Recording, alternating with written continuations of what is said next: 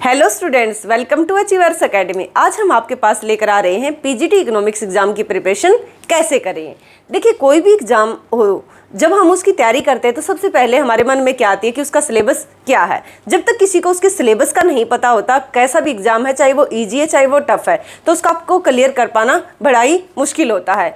तो देखिए, हम यहाँ पर जो है पीजीटी लेवल तक का जो एक तरीके से तैयारी है, किस तरीके से उसको करें, उसके बारे में हम बात करने वाले हैं। तो ये जो है सिलेबस जो लिखा हुआ वो सिर्फ स्टेट का लिखा हुआ, हरियाणा टीचर एलिजिबिलिटी जो टेस्ट है। लेकिन ये एक ऐसा सिलेबस है, किसी भी स्टेट के अंदर आप चाहे झारखंड का एग्जाम दे रहे हो, झारखंड स्टेट तक का, या फिर यूपी का दे रहे हो, या फिर हरियाणा का या पंजाब का, कहीं पर भी आप जो एग्जाम दे रहे हो स्टेट लेवल तक का, तो उसके अंदर यही सिलेबस आता है। ठीक है, थोड़े बहुत जो क्वेश्चन होते हैं वो ऊपर नीचे हो सकते हैं, लेकिन सिलेबस जो इम्पोर्टेंट है वो यही है। देखिए, नेट का एक सिलेबस होता है, जो नेशनल एलिजिबिलिटी जो टेस्ट है उसका जो सिलेबस होता है वो थोड़ा सा इससे डिफरेंट होता है। डिफरेंट होने का मेरा मतलब है कि उस सिलेबस में क्या चेंज होता है, उसमें ज़्यादा एक तरीके से सब्जेक्ट होते हैं। इसमें जो है सब्जेक्ट का लेवल थोड़ा सा कम होता है और ये इजी टू मॉडरेट होता है। वो क्या होता है, एक तरीके से थोड़ा सा इससे हाई लेवल का होता है। तो चलिए स्टार्ट करते हैं। स्टार्ट करने से पहले मैं आपको अपने बारे में बता दूं। मेरा नाम शीला अलावत है और मैंने यूजीसी नेट इकोनॉमिक्स क्वालिफाई किया हुआ है। मैंने साथ में एस्टेट, दोनों एस्टेट, टीजीटी, पीजीटी, सीटेट और GIC government inter college UP, उसका प्री मैंने क्लियर किया हुआ है और जो मेंस है वो मैंने अभी दिया हुआ है। और जो मैं फिलहाल है प्रेजेंट में अभी मैं पीएचडी कर रही हूँ। तो देखिए, स्टार्ट करते हैं एस्टेट का जो सिलेबस है। एस्टेट का सिलेबस इसको ना मानकर जितने भी आपके स्टेट है, कहीं पर भी अगर कोई भी एग्जाम होता है स्टेट लेवल का, ये हर जगह आपके काम आएगा। तो चलिए स्टार्ट करते हैं। सबसे पहले हम ये देखते हैं कि जो एस्टेट है, एस्टेट क्या है, हरियाणा टीचर एलिजिबिलिटी एक टेस्ट है। ये कितने मार्क्स का आता है, ये जो टोटल इसके मार्क्स है वो कितने 150 है। 150 में से आपका जो सब्जेक्ट रहता है वो कितने का रहता है, 60 मार्क्स का। आप बिलीव कीजिए कि अगर आप इस सिलेबस को करते हो, यही अगर आप सिलेबस करके जाते हो, इसमें से आपका 55 अबव, यानी कि 55 तो आप मानकर चलिए कि आप यहाँ पर स्कोर कर ही लोगे। उसके बाद आप देखिए, जो DSSB का जो एग्जाम आता है, इस एग्जाम में कितना 300 का ये पेपर होता है, जिसमें से 200 जो नंबर की आपका सब्जेक्ट होगा, यानी कि 200 मार्क्स का क्या रहेगा, आपका सब्जेक्ट रहेगा। इसके बाद देखिए, जो KVS का यानी कि केंद्रीय विद्यालय का जो सिलेबस है या जो एग्जाम होता है, उस जो केंद्रीय विद्यालय का जो सिलेबस है वो भी सेम ही रहेगा। इसमें जो आपका सब्जेक्ट आता है वो आता है 80 मार्क्स का। उसके बाद जो नवोदय विद्यालय का NVS का है, उसका जो सिलेबस आता है आपके सब्जेक्ट का, वो होता है 100 मार्क्स का। तो देखिए, आप कहीं पर भी किसी भी एक तरीके से एग्जाम को उठा लीजिए, उसमें जो आपके सब्जेक्ट की जो वेटेज है वो क्या है, ज्यादा है। अगर आपको अपना सब्जेक्ट अच्छे से आता है तो आपको उस सब्जेक्ट को क्लियर करने से कोई नहीं रोक सकता। आज तक मैंने जितने भी एग्जाम क्लियर किए हैं, वो सारे के सारे, उनमें जो सब्जेक्ट रहा वो मेरा मेन रहा है। मैंने अपने सब्जेक्ट के ऊपर मेन फोकस किया, इसीलिए मैंने इजी तरीके से, मैंने कभी भी मतलब दूसरे जो एक तरीके से टॉपिक्स हैं उनको इतना ज्यादा पढ़ने की जरूरत नहीं पड़ी, क्योंकि हमेशा ही जो मेरे मार्क्स रहे हैं वो मेरे खुद के सब्जेक्ट में हाई रहे हैं। अब देखिए, हम स्टार्ट करते हैं कि एस्टेट के अंदर अगर आप देखोगे तो सबसे पहले जो इंपॉर्टेंस कौन कौन से सब्जेक्ट रखते हैं, देखिए इनमें से भी कुछ ऐसे हैं जो थोड़ी सी कम इंपॉर्टेंस रखते हैं। लेकिन देखिए, यहाँ पर सबसे पहले माइक्रो इकोनॉमिक्स को जब आप देखते हो, तो माइक्रो इकोनॉमिक्स जब आप स्टेट लेवल का या स्टेट लेवल का आप एग्जाम देने के लिए जाते हो, तो आप कौन सी इकोनॉमिक्स पढ़ते हो, माइक्रो इकोनॉमिक्स। आप सोचते हो कि मैं 11-12 तक की एक बार पढ़ लेता हूँ, उसी से क्या होगा, मेरा पेपर जो है वो क्वालिफाई हो जाएगा। लेकिन ऐसा नहीं है। आपकी जो 11-12 की जो इकोनॉमिक्स है वो आपका बेस बनाती है, बेस के लिए वो बहुत जरूरी है, लेकिन उससे आपका पेपर क्लियर हो जाए ये बिल्कुल भी पॉसिबल नहीं है। उसके बाद देखिए मैक्रो इकोनॉमिक्स क्या है। मैक्रो इकोनॉमिक्स भी आप यही सोचते हो कि 11-12 से काम चल जाएगा, नहीं। ये सारे के सारे जो सब्जेक्ट हैं आप देखते हो। इसके बाद देखिए पब्लिक, इंटरनेशनल, ये इंटरनेशनल जो ट्रेड है ये तो आता ही नहीं है 11-12 तक। तो ये क्या हो गए आपके एक तरीके से, जो आप पीजीटी के लिए जो तैयारी कर रहे हो, तो जिसमें आपने मास्टर्स की है तभी तो आप पीजीटी दे रहे हो, तो वहां पर जो वो मास्टर्स में जो आप पढ़ते हो वो ये सब्जेक्ट है। तो मेरे कहने का ये मतलब है कि जब भी आप स्टेट लेवल की तैयारी करोगे तो आपको 11-12 से हटकर कुछ बुक्स जो हैं वो आपके जो आप जिस सब्जेक्ट में आपने मास्टर्स की है वो भी या पीजी की है वो आपको तैयार करनी ही पड़ेंगी।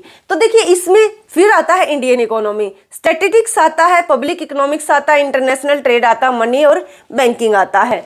तो सबसे ज़्यादा जो इम्पोर्टेंस है इसके अंदर माइक्रो मैक्रो और इंडियन इकोनॉमी और स्टैटिक्स, ये 4 सब्जेक्ट ऐसे हैं जो कि मोस्ट इम्पोर्टेंट हैं। इनमें से आप देखोगे कोई भी आप अगर एग्जाम उठाकर देखते हो तो एग्जाम में अगर आपका 60 मार्क्स का आता तो 40 मार्क्स के लगभग वो यहीं से इन 4 सब्जेक्ट से ही आपका कवर हो जाता। रहता आपका 15 मार्क्स का जो 40 मार्क्स का यहाँ से कवर हो जाता है, रहता आपका 20 मार्क्स का। जो 20 मार्क्स का है वो आपके लगभग ये 3 सब्जेक्ट कवर कर लेते। इक्का दुक्का जो क्वेश्चन है वो आपका ग्रोथ और डेवलपमेंट से भी आ जाता है, लेकिन वो इजी होता है। अब यहाँ पर और भी आप ज्यादा इंपॉर्टेंस समझिए। क्या इंपॉर्टेंस समझोगे? जो इंडियन इकोनॉमी है, अगर आप इंडियन इकोनॉमी को अच्छे से पढ़ते हो तो उसमें पब्लिक इकोनॉमिक्स भी उसी के अंदर आ जाती है। कोई जरूरी नहीं है कि आप इसको सेपरेट करके ही पढ़ो। तो जो इंडियन इकोनॉमी है उसको आप अच्छे से तैयार कीजिए। उससे पहले आप क्या करोगे? माइक्रो मैक्रो को, इंडियन इकोनॉमी को, स्टैटिक्स को। अब देखिए जो स्टैट होता है उसमें बच्चे बहुत ज्यादा डरते हैं, लेकिन यहाँ पर डरने की बिल्कुल भी जरूरत नहीं है। जो स्टैटिस्टिक्स आता है यहाँ पर उसका जो लेवल होता है वो एक तरीके से बहुत ही मतलब मीडियम लेवल होता है। मीडियम लेवल का मेरा कहने का मतलब है कि बहुत ज्यादा हाई फाई क्वेश्चन यहाँ से नहीं पूछे जाते। जो क्वेश्चन होते हैं वो एक तरीके से इस तरीके के क्वेश्चन पूछे जाते हैं, जैसे फॉर्मूले हो गए आपके, या फिर जो भी आप थ्योरेटिकल पढ़ते हो वो यहाँ से पूछ लिया। तो ये इस तरीके के क्वेश्चन मीन मीडियन मोड से पूछ लिया, स्टैंडर्ड डेविएशन से पूछ लिया, इंडेक्स नंबर से पूछ लिया। तो इस तरीके के क्वेश्चन है। ज्यादा आपको यहाँ पर ऐसा नहीं है, बिल्कुल पूरा ही स्टेट आपको आना चाहिए। तो स्टैटिस्टिक्स के लिए आपको क्या करोगे? जितना भी आपकी 11th या 12th में जहां पर भी आप स्टैटिस्टिक्स पढ़ते हो उसको थोड़ा सा एक बार रिवाइज कर लीजिए, और नहीं तो जो आपकी पीजी में जो आपने बुक्स पढ़ी है तो उसको थोड़ा एक बार गो थ्रू कीजिए, उसी से आपका काम चल जाएगा।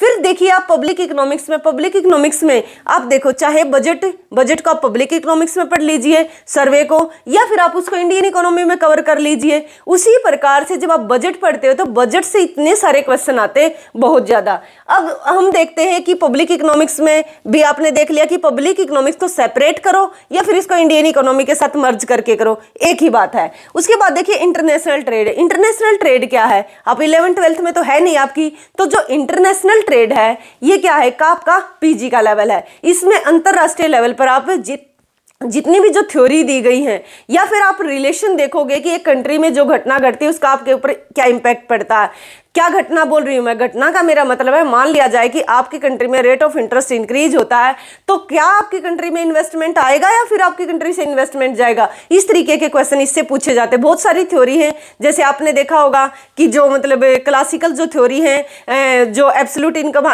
जो एब्सोल्यूट थ्योरी है, फिर कंपेरेटिव कॉस्ट थ्योरी है, तो ये सारी की सारी जो थ्योरी है वो किसकी है? इंटरनेशनल ट्रेड की है। और यहां से बेसिक क्वेश्चन आपसे पूछे जाते हैं। एक देखिए इंटरनेशनल ट्रेड में भी आप बैलेंस ऑफ पेमेंट पढ़ते हो, फिर मैक्रो में भी आप बैलेंस ऑफ पेमेंट पढ़ते हो। तो ये कोई जरूरी नहीं है कि आप इसको यहीं कवर करो या यहां कवर करो, कहीं पर भी आप इसको कवर कर सकते हो।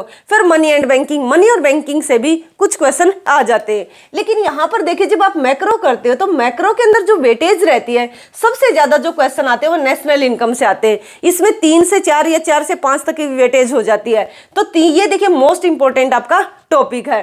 तो नेशनल इनकम को आप जरूर तैयार कीजिएगा। उसके बाद देखिए जो बैलेंस ऑफ पेमेंट है इसमें से भी 2 से 3 क्वेश्चन आ जाते हैं। अब इसमें क्या क्या क्वेश्चन आते हैं? इसमें ये पूछ लेते हैं कि जिस तरीके से आप जीडीपी निकालिए at a factor cost, net factor income from abroad क्या होती है, या फिर पर कैपिटा इनकम क्या है, तो इस तरीके के, या ट्रांसफर पेमेंट क्या है, वो सारा का सारा इसके अंदर कवर हो जाएगा। लेकिन अब देखिए जो बीओपी है, बीओपी से किस तरीके के क्वेश्चन आएंगे? बीओपी से आपसे वो पूछ लेगा कि करंट अकाउंट में क्या आता है, कैपिटल अकाउंट में क्या आता है। तो आपको पता है कि करंट अकाउंट क्या है। करंट अकाउंट और कैपिटल अकाउंट किसके? बैलेंस ऑफ पेमेंट के कंपोनेंट्स हैं। और करंट अकाउंट के कंपोनेंट्स क्या क्या हैं? उसके अंदर क्या आता है? विजिबल ट्रेड आता है, यानी कि एक्सपोर्ट के गुड्स, जो एक्सपोर्ट करते हो गुड्स का और इंपोर्ट करते हो उसको हम कवर करते हैं। फिर एक इनविजिबल ट्रेड आता है, अदृश्य व्यापार जिसको हम बोलते हैं। उसका मतलब क्या होता है? जब आप सेवाओं का यानी कि सर्विसेज का एक्सपोर्ट इंपोर्ट करते हो।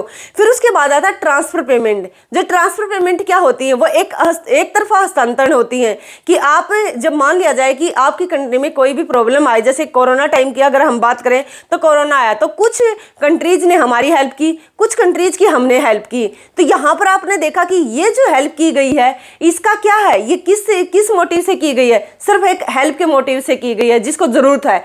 इसको ऐसा नहीं है कि आप कोई दोबारा जिसकी हेल्प की है आप उससे दोबारा डिमांड करोगी कि हमारी हेल्प कीजिए। अगर आप ट्रांसफर पेमेंट को देखते हो तो आप इस तरीके से देख सकते हो, जैसे कि आपका बर्थडे आता है तो बर्थडे पर आपको कोई गिफ्ट देता है, तो जब आपको गिफ्ट मिलता है तो आप क्या सोचते हो, आपको तो गिफ्ट मिला, मान लिया जाए कि उस बंदे ने आपको 10,000 रुपए तक का गिफ्ट दे दिया, लेकिन अगर वो उम्मीद लगाए आपसे कि आने वाले समय में ये मुझे 10,000 या 10,000 से ज्यादा का तो देगा ही देगा, मिनिमम तो 10,000 का देगा, लेकिन हो सकता है कि आपकी उसके बर्थडे पर कुछ भी ना दो, तो ये एक ट्रांसफर पेमेंट है जिससे उम्मीद नहीं लगाई जा सकती।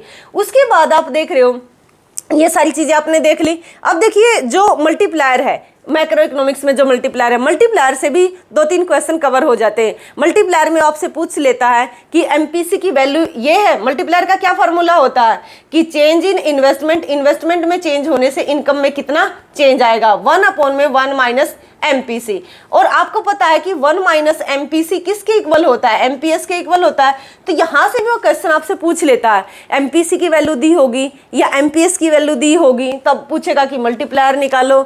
ये इस तरीके के क्वेश्चन पूछ लेगा, या फिर ये फॉर्मूला ही सिंपल पूछ लेता है कि मल्टीप्लायर का फॉर्मूला क्या है। उसके बाद आते हैं माइक्रो इकोनॉमिक्स के ऊपर। जो माइक्रो इकोनॉमिक्स है इसके अंदर कंज्यूमर थ्योरी है कि कंज्यूमर थ्योरी के बारे में वो आपसे बात करेगा। कंज्यूमर थ्योरी मैंने लिख दी है। कंज्यूमर थ्योरी का मेरा कहने का मतलब है आप इसके अंदर कार्डिनल कार्डिनल को आप जानते होंगे। कार्डिनल में क्या है कि जो एक तरीके से जिसमें हम यूटिलिटी को 1 2 3 4 में मेजर कर सकते हैं, जिसमें लॉ ऑफ डिमांड भी कवर हो जाता है, ये आपकी कार्डिनल है। ऑर्डिनल को भी आप जानते हो। ऑर्डिनल का क्या मतलब, जिसमें आप इनडिफरेंस कराव को कवर करते हो, वो आपकी ऑर्डिनल हो जाएगी। रिविल्ड प्रेफरेंस थ्योरी, ये भी आपका कंज्यूमर थ्योरी का ही पार्ट है। रिविल्ड प्रेफरेंस थ्योरी का क्या मतलब आप सभी जानते होंगे। रिविल्ड का मतलब होता है देखना। ये मार्केट ऑब्जर्वेशन बेस्ड है कि मार्केट को ऑब्जर्व करके ही जो एक तरीके से जो कंज्यूमर है उसकी यूटिलिटी को देखा जाएगा। ऐसा ही नहीं है कि मतलब जिस तरीके से इंडिफरेंस करो और जो कार्डिनल यूटिलिटी में बताया गया था, तो ये उससे डिफरेंट है। अब मार्केट से क्वेश्चन आते हैं, मार्केट से हर बार क्वेश्चन आते हैं और आते ही रहेंगे। मार्केट के अंदर वो पूछ लेता है कि परफेक्ट कंपटीशन क्या है। परफेक्ट कंपटीशन में से अगर आप प्योर कंपटीशन निकालते हो तो तब उसकी कौन सी वो अजम्पशन है जो डिडक्ट हो जाएंगी। अब उसके बाद आप देखिए कोस्ट वाली थ्योरी से क्वेश्चन आते हैं। यहाँ से आपसे पूछ सकता है कि इकोनॉमिक कॉस्ट क्या होती है, या फिर आपसे वो पूछ सकता है कि एवरेज कॉस्ट और मार्जिनल कॉस्ट का रिलेशन बताओ। क्या एवरेज कॉस्ट जब गिर रही होगी तो मार्जिनल कॉस्ट भी गिर रही होगी। इस तरीके के क्वेश्चन वो आपसे पूछेगा। एवरेज वेरिएबल कॉस्ट क्या है, एवरेज फिक्स कॉस्ट का नेचर क्या होता है, तो ये सारे क्वेश्चन वो आपसे पूछेगा। ये आपसे पूछ सकता है कि जो एवरेज कॉस्ट है उसका मिनिमम पॉइंट मार्जिनल कॉस्ट से पहले आता है, मार्जिनल कॉस्ट का एवरेज कॉस्ट से पहले आता है, तो ये सारे पॉइंट वो आपसे पूछ लेगा। आपने देख लिया कि मैक्रो के अंदर क्या इंपॉर्टेंट है। माइक्रो के अंदर इंडियन इकोनॉमी में सेंसस से क्वेश्चन आता है, पॉवर्टी से क्वेश्चन आता है, एग्रीकल्चर का जो टॉपिक है उससे क्वेश्चन आता है, जो आपका फाइनेंस कमीशन है जिसको नीति आयोग में कन्वर्ट कर दिया गया उससे क्वेश्चन पूछा जाता है। एक तरीके से जो आपका प्लानिंग कमीशन है उससे क्वेश्चन पूछा जाता है। तो ये प्लानिंग कमीशन को कन्वर्ट कर दिया गया नीति आयोग में, तो यहाँ से क्वेश्चन पूछा जाता कि नीति आयोग क्या है, कब बना। जीएसटी से क्वेश्चन पूछा जाता है। पॉवर्टी के अंदर जितनी भी वो कमेटी बनाई गई उनसे क्वेश्चन पूछा जाता है। ऐसे ही जो इंडस्ट्री है, स्मॉल स्केल इंडस्ट्री है, उनके लिए कौन कौन सी कमेटीज बनी हैं वहाँ से क्वेश्चन पूछा जाता है। तो ये सारे के सारे जो हैं ये आपके इंडियन इकोनॉमी का ही पार्ट है। और पब्लिक इकोनॉमिक्स में आपसे वो कुछ तो थ्योरी, टैक्सेशन की जो थ्योरी होती है उनसे पूछ सकता है क्वेश्चन, डेप्ट वाली से पूछ सकता है। कुछ थोड़ी बहुत थ्योरी है जो यहाँ पर आपने कवर करनी है, इसका बहुत ज़्यादा सिलेबस नहीं है। और बजट और इकोनॉमिक सर्वे को जब आप इंडियन इकोनॉमी में कवर कर लोगे, इंडियन इकोनॉमी में जब बजट और सर्वे का कवर हो ही जाएगा तो पब्लिक में उसको पढ़ने की जरूरत नहीं है। वहाँ पर क्या पूछता आपसे, जब बजट से आपसे पूछता कि फिस्कल डेफिसिट क्या है, प्राइमरी डेफिसिट क्या है, ये सारी चीज़ें वो आपकी पूछ लेगा। उसके बाद आप देखिए मनी एंड बैंकिंग में ये क्रेडिट क्रिएशन क्या होता है, मनी की सप्लाई में कौन कौन से कंपोनेंट्स ऐड होते हैं, मनी मल्टीप्लायर क्या है, हाँ जो एक तरीके से जो हार्ड मनी है वो क्या है, तो ये सारे क्वेश्चन आपसे मनी एंड बैंकिंग में वो पूछ लेगा।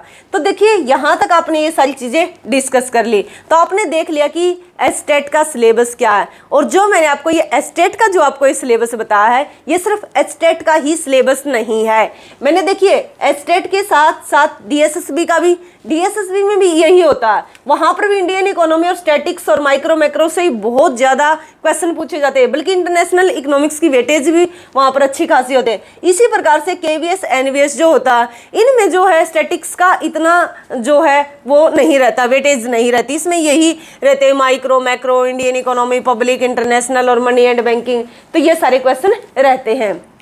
तो देखिए यहाँ तक आपको मुझे लगता है कि ये सिलेबस सारा समझ में आ गया होगा। आप अगर आपको कुछ भी प्रॉब्लम है सिलेबस से रिलेटेड तो आप कमेंट बॉक्स में बता सकते हैं। थैंक यू यहाँ तक वीडियो को देखने के लिए।